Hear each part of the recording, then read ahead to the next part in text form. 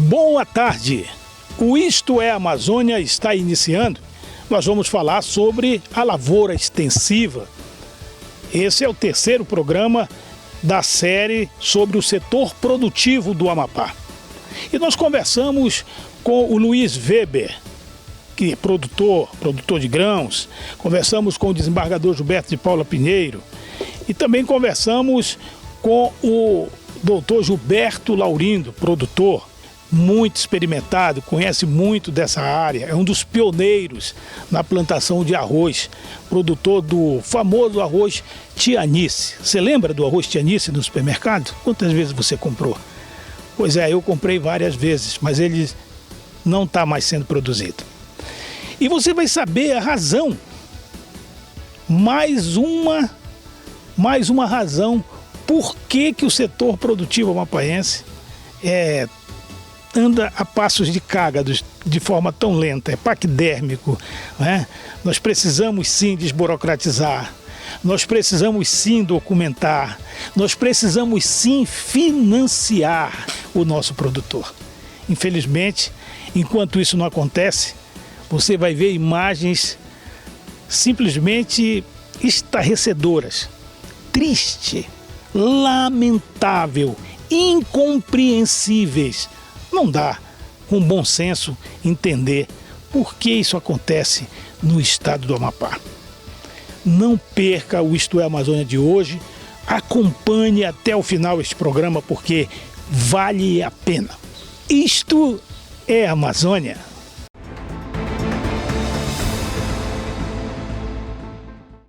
Nós estamos aqui com o desembargador Gilberto de Paula Pinheiro e com Luiz Henrique Weber, produtor, e o doutor Gilberto Pinheiro também é produtor e entusiasta, comentarista do Isto é Amazônia.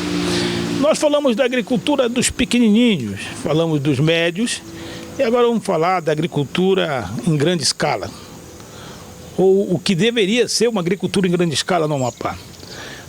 Nós vamos falar da soja, do milho, do arroz, em grandes produções. Doutor Gilberto Pinheiro, boa tarde. O Isto é Amazônia agora vai subir de patamar para falar um pouco dos produtores considerados grandes. O Amapá, nós temos uma situação interessante, né? Nós temos boas terras, nós temos um cerrado maravilhoso, bom para plantar, e que nós precisamos o quê? De um projeto agroambiental. Não precisa derrubar mais nada nesta nossa região. Se você sair daqui a Calçene, vai verificar um cerrado ótimo. Daqui até o Jari também. E o que está acontecendo conosco? É isto que nós precisamos trabalhar. Nossas terras são boas para plantar o feijão, o milho, arroz e a soja. E aqui está um produtor, como tantos outros, que estão na luta para elevar este Amapá. Elevar como? Produzir e até exportar. O Luiz já exportou, inclusive, feijão calpi para o estado do Pará. Já vieram aqui procurar. Mas para isso tem que ter um trabalho, tem que ter conhecimento. E aí, nada melhor do que ele, o produtor, para conversar conosco. Eu vou chegar lá no feijão, Luiz, que você exportou, mas antes eu queria fazer uma abordagem para você que é um produtor que está no front. É que nós temos mais de 142 milhões de quilômetros quadrados de terra, mas dessas 72% estão engessadas em florestas, áreas de preservação, áreas quilombolas, indígenas e tudo mais. O que sobra para a gente aí, então, é 18% das nossas terras para agricultura. Mas as terras são consideradas boas em função do nosso clima, né? Um clima super tropical, úmido, e chove bastante, uma precipitação pluviométrica boa aqui. Nós temos um manancial hídrico muito grande, não tem um problema de água. Qual é a dificuldade que se tem para produzir aqui? Você que é um produtor que está no Amapá, mas que não é daqui, você é do sul do Brasil. O que você poderia dizer para a gente? Qual é o problema, na tua percepção, dessa trava que a gente encontra no campo? Boa tarde, Roberto. Boa tarde, doutor Gilberto Pinheiro. Boa tarde a todos os espectadores nossos aí do Isso é Amazônia. Então, Roberto, como o senhor disse aí, o Amapá ele teria todas as características para ser um grande produtor. O Amapá tem a questão da chuva, que é muito bem distribuída, tem a logística que é excelente, é uma das melhores do Brasil hoje, quando olha-se, né, Porto, Canal do Panamá, proximidade com a Europa, e o Amapá poderia estar em outro patamar de produção interna, até para suprir a própria demanda interna na fabricação de ração para peixes, frango, suíno, ovos. Tudo isso vem hoje de São Paulo, de Minas, o ovo principalmente, e tudo isso poderia ser produzido aqui dentro. Hoje o peixe que está sendo consumido pelo amapaense vem do Mato Grosso. E aqui nós teríamos uma grande facilidade de produzir peixe aqui para ser um exportador de peixe. Nós temos que mudar isso, esperamos que isso aconteça. A gente quer produzir aqui o soja, que é a base da cadeia alimentar do suíno, do frango, do leite, então para a produção de queijo, e o milho. Então a gente tem condições de produzir, transformar esses produtos, gerando emprego e renda na lavoura, na indústria, na transformação para a ração e depois nas granjas para as pessoas aí que querem trabalhar nesse segmento. Nós podemos gerar muitos empregos e muita renda para o povo amapaense, que hoje a gente vê essa renda ela caindo, o salário do contra-cheque do Estado, e esse salário, 2 dias depois, quando o cidadão vai no mercado, passa o cartão dele lá, o dinheiro já retornou para os estados do Sul e do Sudeste, porque tudo vem de lá e o dinheiro não circula aqui. Aqui não está produzindo riquezas.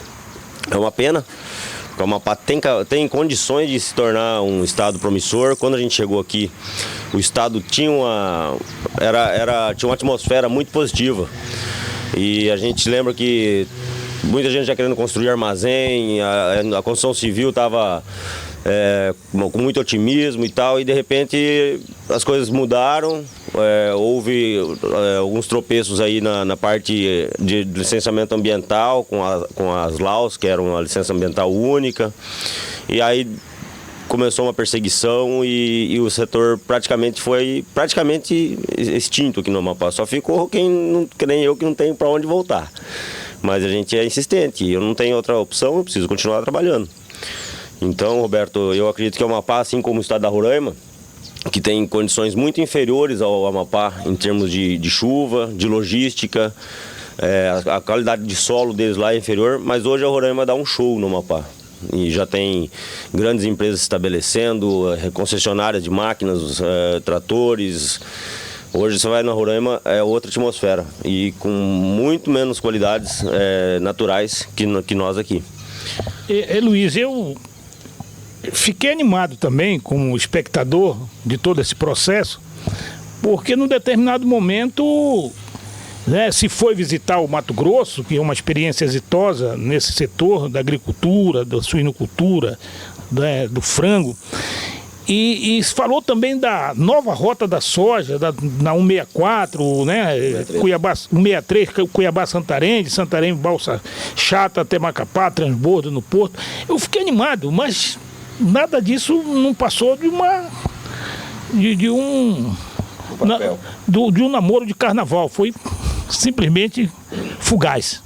Então, Roberto, na verdade foi para nós aqui, porque as balsas estão sim sendo carregadas em Miritituba, no Pará, e vem aqui, transborda para os navios aqui na nossa frente. Quer dizer que passa na nossa cara aí? Isso, no porto que poderia servir para a gente aqui, ele serve de entreposto para os grãos que vêm do Mato Grosso, andando 1.000 quilômetros em cima de carretas, depois passa uma barcaça para daí chegar aqui no nosso porto, para daí ser passado para o navio. Olha o custo disso, de logística. E o Amapá tem aqui todas as características para jogar da lavoura praticamente direto dentro do navio, assim como também para quando precisa de insumos importados, que é o caso do nitrogênio, a ureia e o potássio que vem do Canadá, poderia estar na porta aqui num custo muito mais baixo. A gente tem condições de produzir alimento aqui no Amapá com um custo muito menor, e essa diferença acaba ficando para o consumidor, E infelizmente a gente está com esses entraves aí que acabam nos nos impedindo de conseguir estruturar e realmente deixar o setor dinâmico e competitivo aqui no Amapá. Com a questão fundiária, a questão do engessamento ambiental, tivemos diversos problemas aí. Eu acredito que agora as coisas vão mudar. Eu estou bem otimista esse ano aí, houve uma mudança de gestão, essa nova gestão nos buscou para conversar, entender as demandas do setor e aparentemente ele quer sim, querem um bom desenvolvimento do Estado. Nós estamos muito otimistas, acho que vai dar certo. E o Amapá tem condições de ser um estado para a nossa federação, um estado exemplo, um estado modelo de desenvolvimento sustentável, aliando o desenvolvimento da agrícola com a castanha, com o açaí. Todo mundo tem sua fatia no bolo e acho que tem que se trabalhar em conjunto. E com isso a gente pode aumentar, pode ter um frigorífico de peixes aqui, incentivar os pequenos e médios aí que queiram fazer seus tanques de peixe, criar o peixe aqui. Hoje não tem viabilidade, porque trazer essa ração lá do Mato Grosso fica mais caro do que trazer o peixe abatido, porque a matéria-prima da ração ela tem que estar próxima, a produção da ração tem que ser próxima do consumo, senão a estrada encarece muito, é o que acontece aqui. Hoje é mais barato trazer o ovo de Minas Gerais do que produzir o ovo aqui. Por quê? Porque nós não temos escala. Na hora que nós tivermos escala de milho e soja, fazer a ração aqui, nós não vamos mandar essa ração para fora. Não, a gente vai daí, atrás da ração vem a criação. Não tem como você se antecipar, primeiro criar e sem a ração. Vai verticalizar, né? Aí verticaliza. Luiz, deixa eu conversar com o doutor Gilberto aqui também, que está nesse bate-papo conosco, esclarecedor. A questão da piscicultura, o senhor também se ensaiou a investir na piscicultura, né? Sim. E esbarrou na ração também. Esbarra na ração, não é possível. Você produz, por exemplo, a pirapitinga, a tambatinga, o tambaqui. Você produz, por exemplo, você chega aí a 10, 12 reais para produzir. Quando você vai vender, vão querer te pagar 11 reais. Aí não tem condições, o custo. Aqui a única saída como o Luiz muito bem falou, é a questão da ração, da gente poder produzir. Não só isso, mas nós temos muitos peixes que a gente pode trabalhar. A Amazônia, só de água doce nós temos catalogado 3.000 espécies de peixe, só de água doce. Então, isto aí é que nós deveríamos procurar. Claro, nem todos os peixes são próprios para o consumo, assim, não tem comércio. Mas nós temos peixes de qualidade. O que está faltando para nós é o quê? É esse trabalho, esse planejamento, uma política agroambiental, como muito bem falou o Luiz. Mas eu quero, Luiz, depois dos comerciais, falar algo importante sobre dois assuntos: rotação de cultura e a demonização que estão fazendo do agronegócio, nomeadamente da soja. Isto é Amazônia. Bom, para o intervalo e a gente volta já.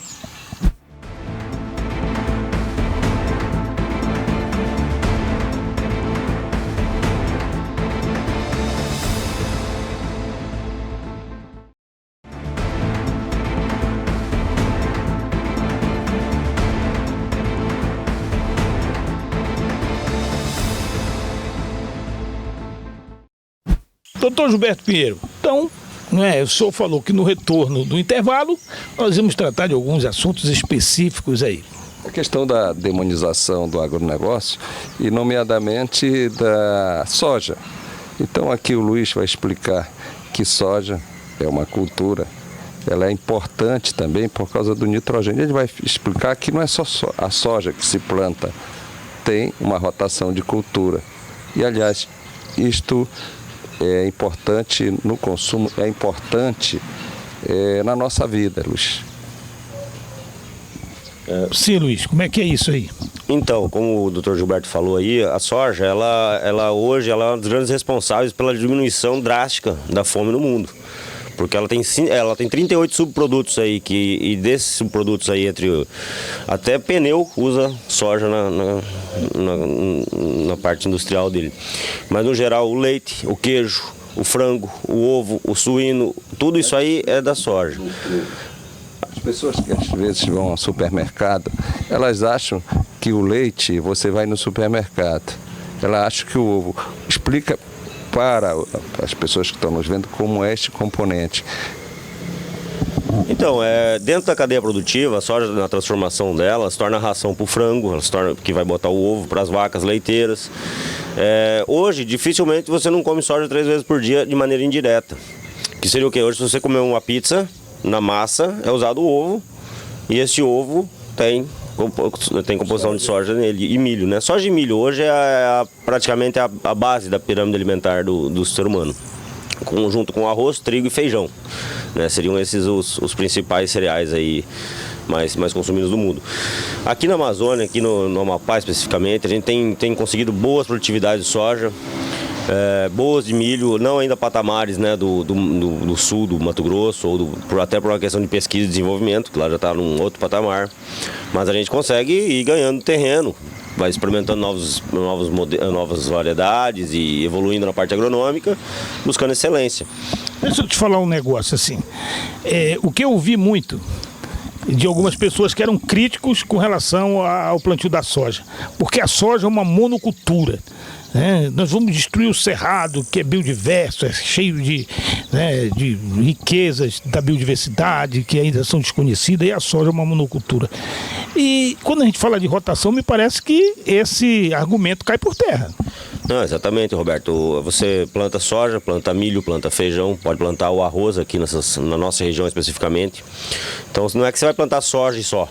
Você vai plantar soja, depois em cima do soja, como aqui nós temos 8 meses de índice pluviométrico bem distribuído, você consegue plantar o soja, colher ele e plantar o milho no mesmo ano. No outro ano você vai plantar feijão, vai plantar milho.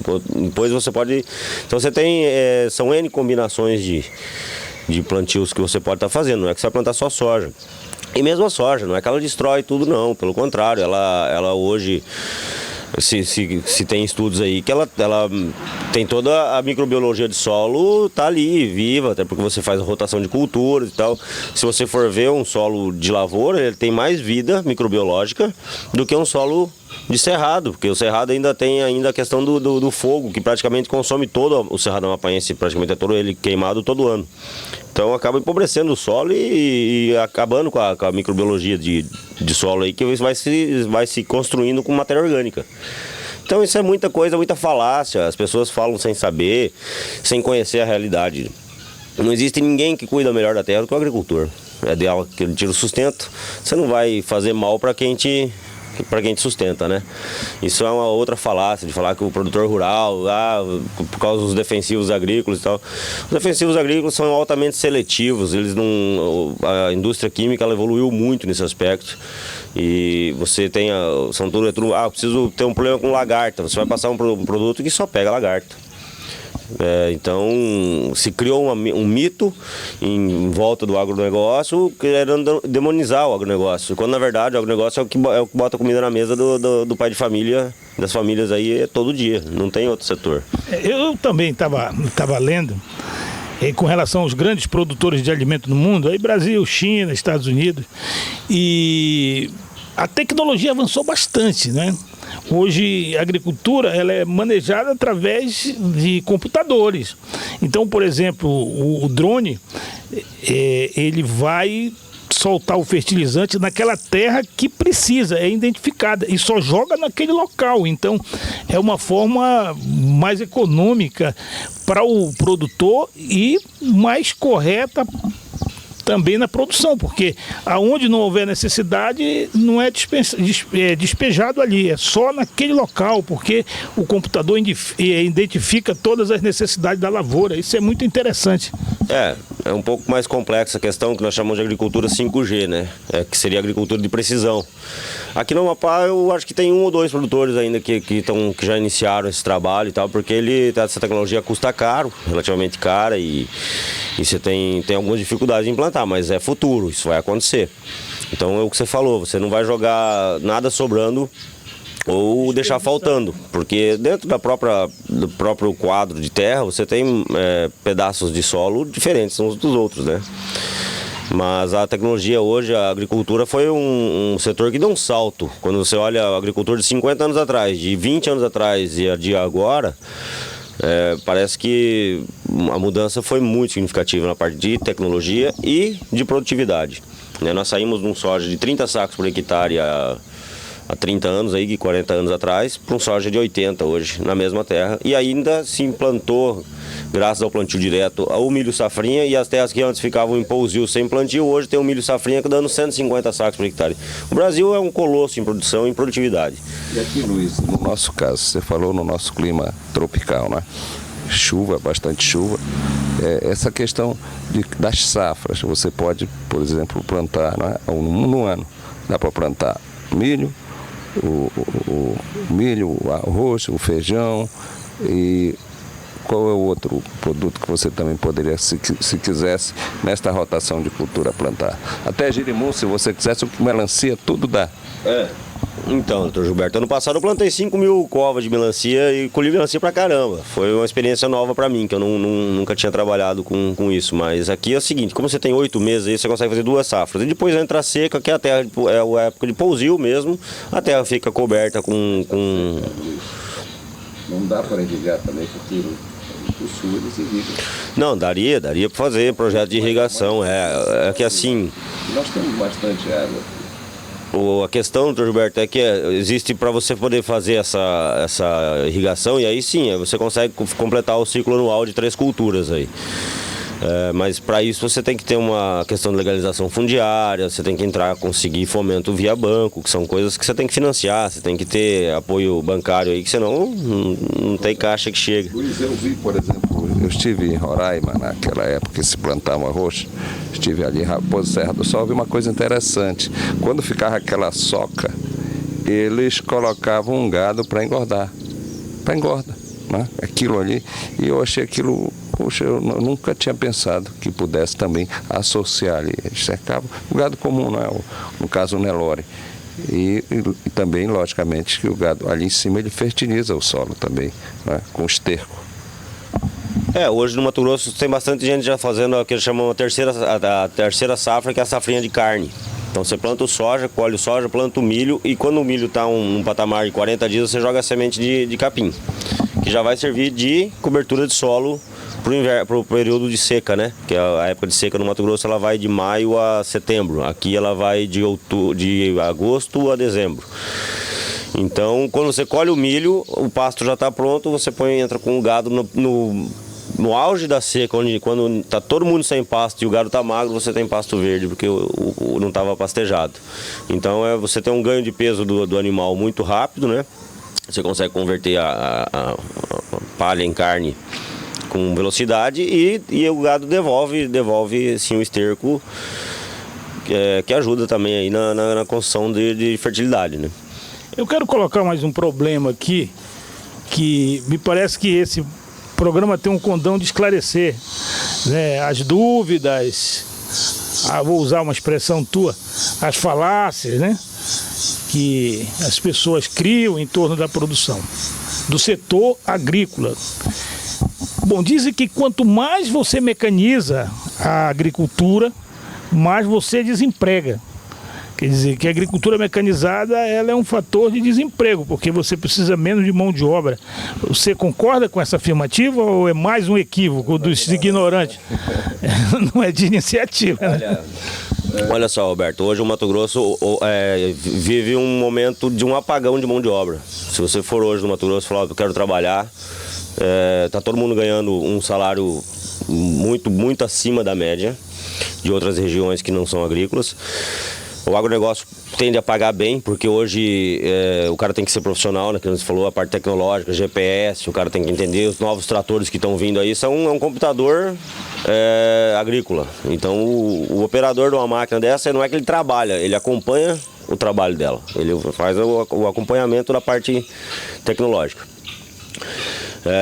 E isso aí que fala que desemprega, para cada emprego gerado no campo nós temos, segundo alguns estudos, em torno de 5 gerados fora da porteira, que é o motorista de caminhão, é o borracheiro, é o vendedor de peça, é o mecânico, é o eletricista, Então, existe toda uma cadeia. Tem o cara que trabalha no armazém, tem o cara que trabalha na fábrica de ração, tem o cara que trabalha na granja. Então, a lavoura em si, ela talvez até não empregue tantas pessoas como mais outros empregos que são oriundos da produção. Os indiretos são gigantescos. Aí vai ter lá na frente o frigorífico que vai abater o frango que foi criado com... Então, quando você olha quantos... Quando você olha, é o que eu te falo, Mato Grosso hoje, se você for lá, sobra emprego, não consegue completar. Até os Estados Unidos também vive um momento parecido, e eles são altamente tecnológicos, que eles têm até agora um novo visto, que é o Work Farmers, é um visto específico para quem trabalha no campo, e que é hoje o visto mais fácil de se conseguir. Porque eles também precisam de mão de obra no campo lá, que o campo sempre está demandando gente para trabalhar com caminhão, gente para trabalhar com máquina, com leite, né, as leiterias deles lá que são gigantes. Então o Brasil é muito parecido. Aqui a gente vê o povo desempregado e dependendo às vezes de ação social, né? Programa de transferência de renda aí, bolsa de não sei o quê, um monte de bolsa, né? O melhor programa social, no meu ponto de vista, é o emprego, né? Ele traz dignidade, ele traz valor para a pessoa, para a dignidade humana. Pai de família que trabalha, chega em casa e bota comida na mesa do seu filho com fruto do seu trabalho, pode ter certeza que ele é um cara que tem muito mais o sentimento de dever cumprido para com a esposa e os filhos, né, com a família, do que uma pessoa que tem que esperar cair uma bolsa para poder, então, poder comprar suas necessidades básicas. Um dos maiores teólogos da humanidade, Agostinho, ele dizia que a esmola não pode ser permanente. E também Agostinho falava que o maior crime que se faz por uma pessoa é fazer aquilo que ela deveria fazer. É um grande teólogo que a humanidade, a Igreja Católica chama de Santo Agostinho, né? E parece que nós não aprendemos isto. Muito bem, olha só, o programa Isto é Amazônia conversou com o Luiz Henrique Weber, produtor, deu uma aula aqui maravilhosa com o nosso desembargador Gilberto de Paula Pinheiro, que também deu explicações maravilhosas para desmistificar todas essas teorias, essas afirmações, esses conceitos que não condizem com a realidade. Porque se nós fizermos um comparativo em estados produtores e estados como o nosso, que não tem produção, os indicadores da qualidade de vida são extremamente desfavoráveis ao Amapá. Então, a gente precisa se alinhar com esses estados. Produzir pelo menos o que consumimos. Porque a única coisa que a gente faz é mandar dinheiro para outros estados, gerando empregos em outros estados, riquezas em outros estados. O dinheiro aqui parece dinheiro de motel. Dorme e vai embora. Luiz, muito obrigado aí. Eu que agradeço a oportunidade. O Dr. Gilberto ontem me falou desse programa aí, eu achei bem legal a ideia.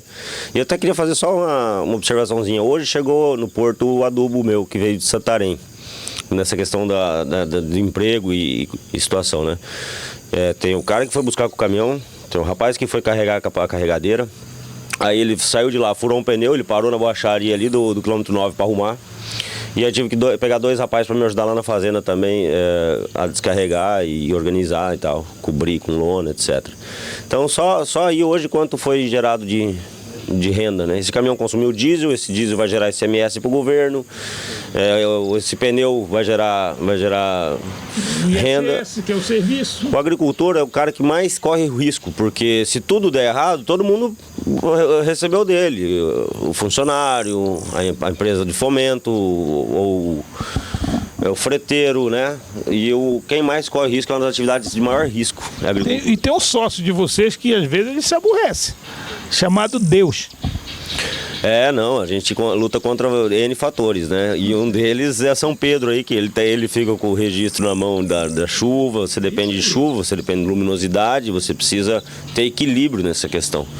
Mas a lavoura, o agricultor, qualquer agricultor sabe que intempéries naturais são bíblicas. Já aconteciam, sempre aconteceram, secas, chuvarada, inundação. São coisas que fazem parte da atividade. Legal. Planejamento, né? Doutor Gilberto. Ele falou aí na questão bíblica, é só você que é evangélico, você que é católico, você que é espírita, que às vezes tem dúvida, veja a história de José.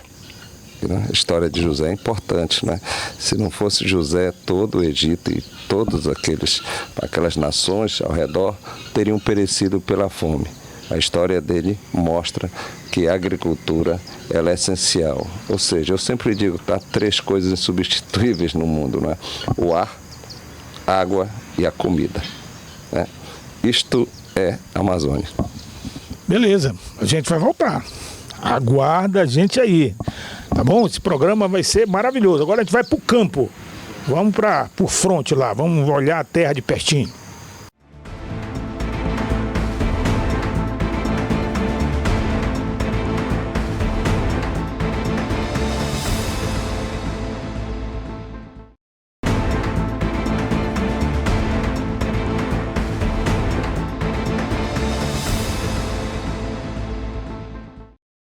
Muito bem, nós chegamos aqui numa propriedade na AP 070, Boa Vista, que dá para você ter uma noção de uma lavoura, né, de uma produção extensiva.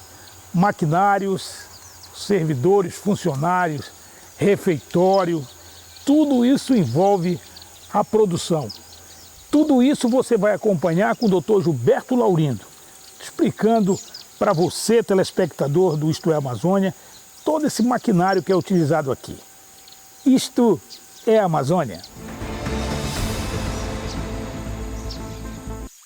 Então, aqui estamos numa propriedade rural que produz milho, está colhendo inclusive milho agora, também está plantando um pouco de soja, que temos uma colheitadeira exatamente com a plataforma de colheita de milho, né? Então aqui colhe milho e soja, tira essa plataforma, coloca uma outra plataforma que colhe soja, né? É a mesma máquina que faz os 2 trabalhos, ou colhe vários tipos de produtos, né? Feijão, colhe arroz, é tudo as mesmas máquinas, muda só os equipamentos. Aqui nós temos uma estruturação de logística, que tem os caminhões, que transportam não só a semente, como principalmente a produção. Aqui temos outra colheitadeira que também é de colher soja, milho, feijão, arroz, qualquer desses cereais ou leguminosas que se planta, são colhidos com essas máquinas com pequena adaptação de plataforma. Aqui temos equipamento de preparo de solo, né, uma grade comum, acoplada a um trator. Temos ali a plataforma para colheita de soja. Aqui temos uma máquina que faz a mistura da semente, né, que faz o tratamento de semente, na verdade, para evitar as pragas e doenças no início do plantio e do crescimento das plantas. Aqui temos os insumos, basicamente o fertilizante que vem de fora do Amapá e os insumos da composição do fertilizante vêm de fora do Brasil, né? Que é um dos grandes problemas do Brasil, que é o fosfato, que é o nitrogênio que é produzido pela Petrobras e principalmente o potássio, que tem poucas fontes no mundo, né? Se discutia esse potássio vindo da Rússia. Aqui temos uma plantadeira que faz o plantio da soja, planta milho, planta esses grãos todos, também com pequena adaptação na regulagem, né? E temos em outra parte no fundo a semente, os depósitos de semente. Essa máquina que levanta esse bag que pesa 1 tonelada para descarregar o fertilizante dentro da máquina de plantio.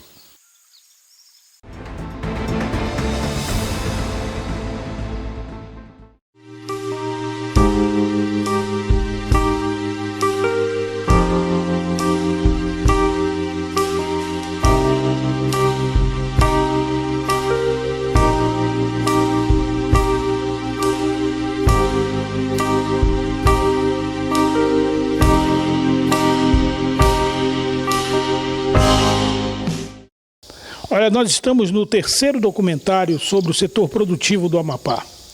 Nós falamos sobre a agricultura familiar, a média propriedade, e agora nós estamos na lavoura, na industrialização dos produtos da lavoura, os grandes proprietários.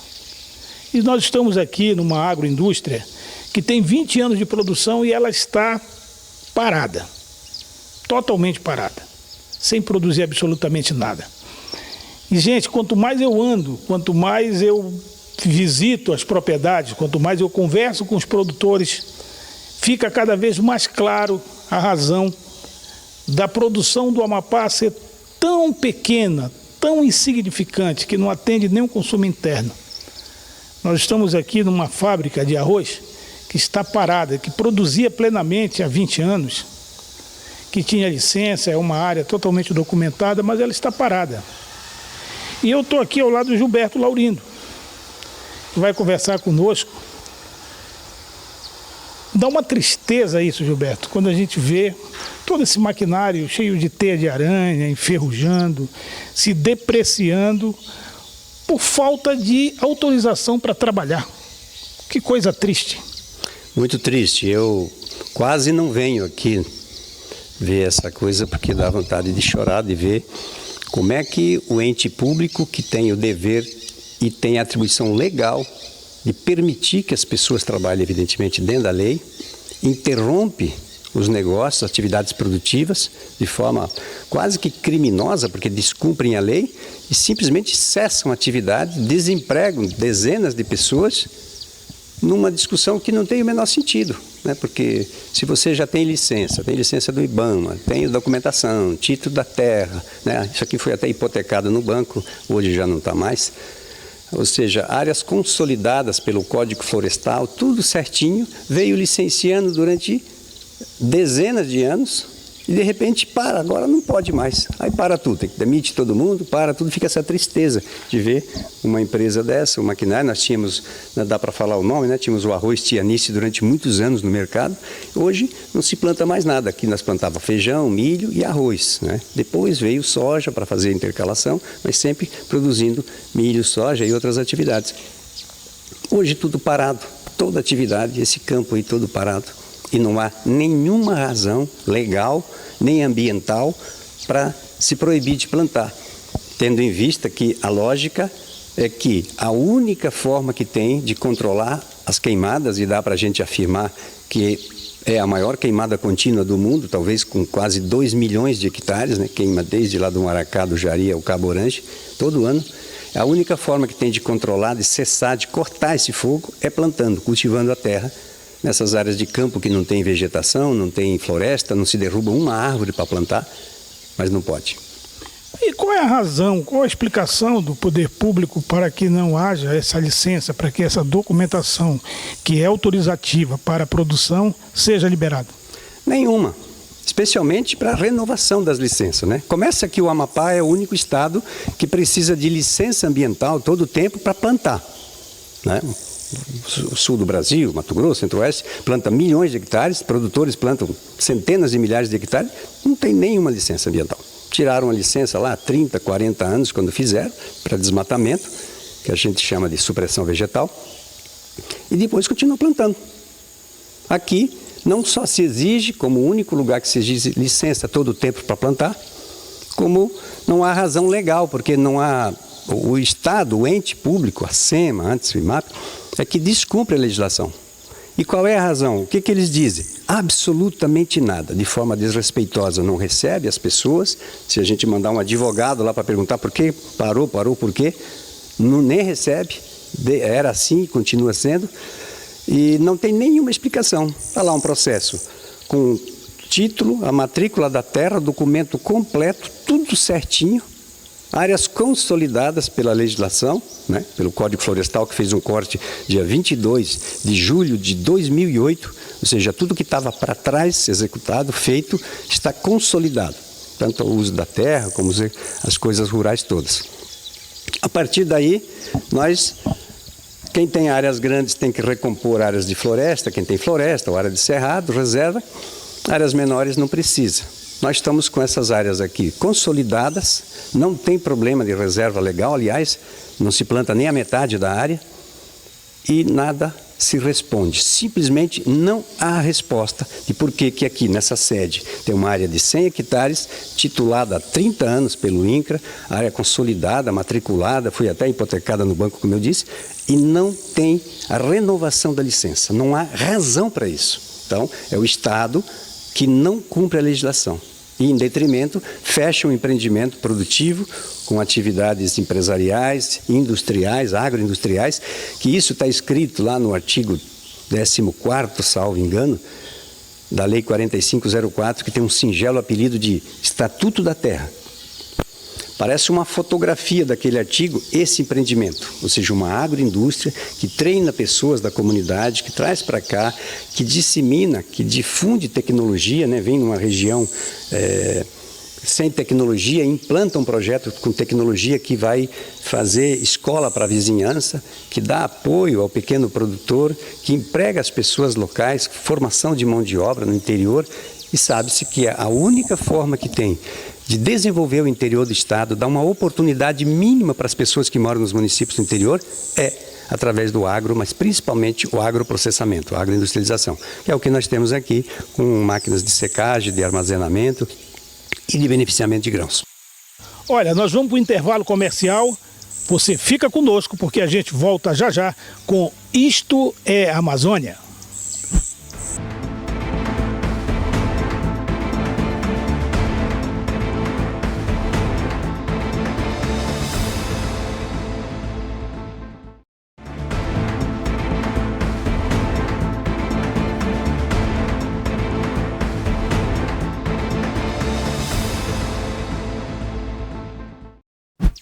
Gilberto, e aí qual é a esperança de vocês aqui? Qual a expectativa? Bem, o licenciamento pode sair também em áreas menores, em pequenas parcelas, pela prefeitura. Nós estamos também desde novembro com pedido de licenciamento em frações menores na prefeitura de Taubal, que demorou anos para se adequar, né, às exigências para poder se habilitar a fazer o licenciamento. E também, mesmo que a lei diga que é 120 dias a partir do protocolo para fazer a liberação, esse prazo já foi e também não temos expectativa de áreas. Então, esse ano, já estamos em abril, já no fim dos períodos de mobilização de lavoura, já vai perder mais uma safra também, então esse ciclo não está previsto, né? Ainda considerando um grande equívoco, aliás, uma coisa também absurda, que é imaginar que eu tenho licença prévia aqui feita em 2001, depois a de instalação e depois as licenças de operação. Durante anos, licença de operação. Lá na frente foi feito LAU, né, uma invenção também que depois caiu. E nós chegamos agora, vamos dar entrada para renovar licenças, que é um empreendimento que está funcionando há 2 décadas. E aí, olha, tem que fazer a licença prévia, licença de instalação e licença de operação. Ou seja, até hoje não estamos esperando ainda nem a licença prévia. Aí te pergunto, como é que tu chega num empreendimento desse, velho, consolidado, e tu vai fazer uma licença prévia, depois tu vai fazer uma licença de instalação? Chega a ser absurdo, se não ridículo. E é isso que está acontecendo. Então nós estamos aqui agora, a passo de tartaruga, esperando que saia licenças menores, parciais, prévia. Depois licença de instalação, mas vamos instalar o quê, gente? Está tudo instalado. Então, o Estado, o ente público, brinca com a gente tem que tratar como piada e começar a achar graça, porque não tem coisa lógica nenhuma, né? O próprio, acho que o Ministério Público que exige deles, porque a lei diz, dá para fazer então nesse caso, a licença prévia, a de instalação e a de operação, tudo numa só, óbvio, né? Cumpre a lei e dá para fazer em 1 mês, em 2 meses, num empreendimento consolidado desse, que todo mundo conhece, né? Não, meses, tipo 6 meses, para discutir que vai fazer a licença prévia, que seria de estudo de implantação de um empreendimento que funciona há 20 anos. Como é isso? Isso é uma piada ou é alguma coisa que possa ser considerada verdadeira? Isso feito pelo ente público. Como que pode isso, Roberto? Então qual é a expectativa, qual é a esperança? Bem, cruzar os braços, esperar ou ir todo mundo embora, quem veio investir no Amapá, né? Imagina quantos milhões tem investido nesse nosso agro. E aí fica os entes discutindo, mas isso é agronegócio, isso é agricultura familiar, né? Você está produzindo os documentários separadamente. Quer dizer, se tiver uma pessoa que tem um pé de cebola, é agro. né? Um pezinho de chicória. Então tudo é agro. A gente tem que parar com essa bobagem, porque esse tipo de agro é que difunde tecnologia, que auxilia quem está próximo, que leva, né, a dinâmica, a maquinária. O Estado não tem capacidade de levar isso, de fazer isso. Agora, as pessoas vindo aqui, copiando como exemplo, né, usando a estrutura de maquinária, que é isso que a gente faz aqui há 2 décadas, a gente consegue impactar muito melhor, né? Por isso o nosso distrito do Curicaca cresceu tanto, né? Já tem umas 4 vezes maior do que era outrora, por conta do impacto desse e de outros empreendimentos agrícolas feitos aqui na região. Então é isso que é o agro. Cada emprego que a gente produz aqui, produz mais de 7 a 10 empregos indiretos fora. Nós chegamos aqui no teto com 30 funcionários. Então imagina o impacto que deu aqui na microrregião, positivo, para o desenvolvimento da microrregião do Itaobal e do Curicaca. Agora, imaginar por que tem que parar esses empreendimentos, e não é só esse, é que a gente não consegue compreender. Muito obrigado, Gilberto, pelos teus esclarecimentos, e vamos torcer para que as coisas mudem. Vamos torcer, né? Temos que ser otimistas, né? Total, por sorte a gente não tem débitos em banco, não deve nada, a gente só cruza os braços, fica aqui igual um jacaré no Pantanal na época da seca, né? Aguardando. Vamos aguardar mais um pouco.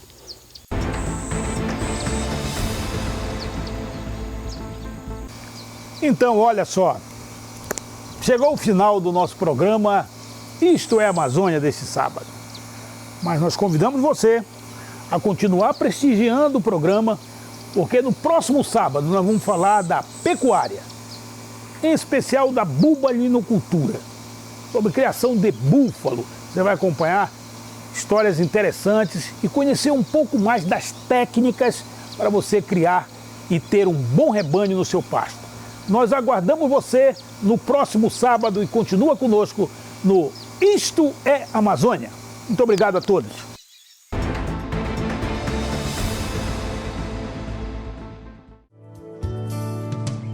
Quando o sol chegar, lembra de